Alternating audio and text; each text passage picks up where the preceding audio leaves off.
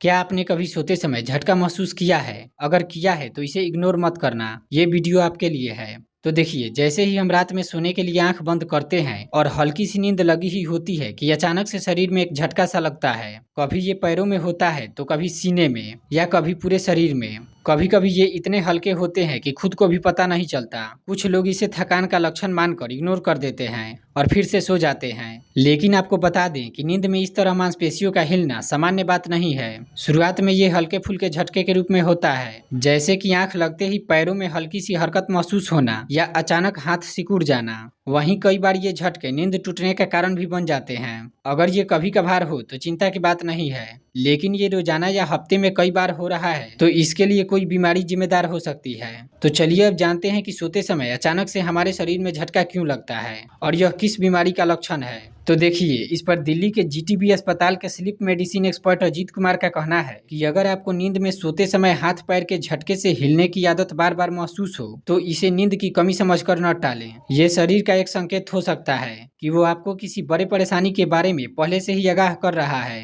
और सही समय पर ध्यान देने से आप बड़ी समस्या से बच सकते हैं। लेकिन सच तो ये है कि जब हमारे दिमाग और नर्वस सिस्टम के बीच का तालमेल गड़बड़ा जाता है तो मांसपेशियों में अचानक से ये झटके आने लगते हैं। कुछ मामलों में ये नींद की कमी, कैफीन का ज्यादा सेवन या इलेक्ट्रोलाइट असंतुलन के कारण भी हो सकता है। लेकिन यही नहीं, इसके पीछे कुछ गंभीर वजह भी छिपी हो सकती है जिसे जानना जरूरी है। तो देखिए, ये समस्या कई बार स्लीप मायोक्लोनस या रेस्टलेस लेग सिंड्रोम जैसी स्थितियों से जुड़ी होती है। स्लीप मायोक्लोनस में नींद के दौरान शरीर के किसी भी हिस्से में अचानक तेज झटका लगता है, जबकि रेस्टलेस लेग सिंड्रोम में पैरों में अजीब सा खिंचाव या हिलने की अनुभूति होती है। अगर ये लक्षण लंबे समय तक बने रहें तो ये पार्किंसंस रोग, नर्व डैमेज या यहाँ तक कि मिर्गी जैसी न्यूरोलॉजिकल बीमारियों का संकेत भी हो सकते हैं। कई बार ये समस्या मिनरल की कमी से भी जुड़ी होती है, जैसे कि कैल्शियम, मैग्नीशियम और पोटेशियम। इनकी कमी से मांसपेशियों का कंट्रोल कमजोर हो जाता है और अनचाहे मूवमेंट शुरू हो जाते हैं। इसके अलावा अगर आप लंबे समय से नींद की गोलियां, एंटी डिप्रेसेंट्स या कुछ खास दवाई ले रहे हैं तो उनके साइड इफेक्ट के तौर पर भी ये लक्षण दिख सकते हैं।